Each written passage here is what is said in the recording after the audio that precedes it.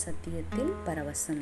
இன்று செப்டம்பர் 16 இன்றைய தலைப்பு தேவனிடம் பேசுதல்.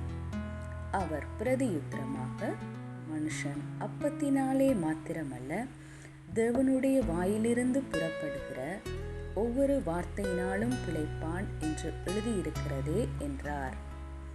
மத்தேயு 4:4. புதிய ஏற்பாட்டில் பயன்படுத்தப்பட்ட கிரேக்க ரேமா என்ற வசனம் வார்த்தை என்று மொழிபெயர்க்கப்பட்டுள்ளது மற்றும் இது தேவன் பேசுவதாக கருத முடியாது. ஆனால் அது மனிதனுக்கு தேவன் பேசுவதாகும். அது எப்போதும் நீங்கள் பேச தேவன் கொடுத்த வார்த்தை. அது உங்கள் மூலம் பேசும் தேவனால் கொடுத்த வார்த்தை. நான் ஒரு கிறிஸ்தவனாக சிறு வயதில் இருந்தே இதை பின்பற்றினேன். எந்த சூழ்நிலையிலும் நான் தேவனிடம் பேச வேண்டும் என்று அறிந்திருந்தேன். ஒரு சூழ்நிலையை பற்றி தேவன் கூறியதை நான் அறிவிக்காவிட்டால் அது இந்த பூமியில் நிறைவேறாது. எனவே நீங்கள் சவால்களை எதிர்கொள்ளும் போது நீங்கள் செய்யும் முதல் காரியம் பரிசுத்த ஆவியுடன் ஐக்கியமாக இருக்க வேண்டும். இந்த உறவுதான் அந்த தருணத்தில் அந்த நிலையை மாற்ற சரியான வார்த்தை. சரியான வார்த்தை பேச உங்களுக்கு உதவும். நீங்கள் அந்நிய பாஷைகளில் பேசும்போது அது உங்கள் ஆவியோடு இசைந்து உங்கள் ஆவிக்குரிய கண்களால் தெய்வீக நுண்ணறிவை பெற்றுக்கொள்ளுங்கள். சூழ்நிலைக்கான சரியான வார்த்தையை பெறும் வரை அப்படியே இருங்கள். நீங்கள் அதை பெற்றவுடனே உங்கள் மூலம் தேவன் பேசுகிறார் என்பதை அறிந்து நம்பிக்கையுடன் பேசுங்கள்.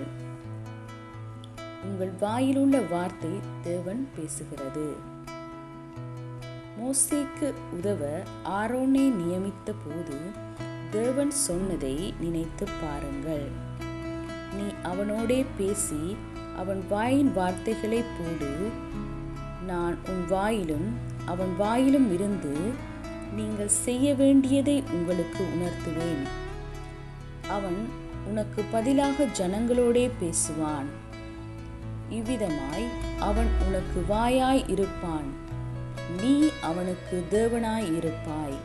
யாத்திராகமம் 4:15-16.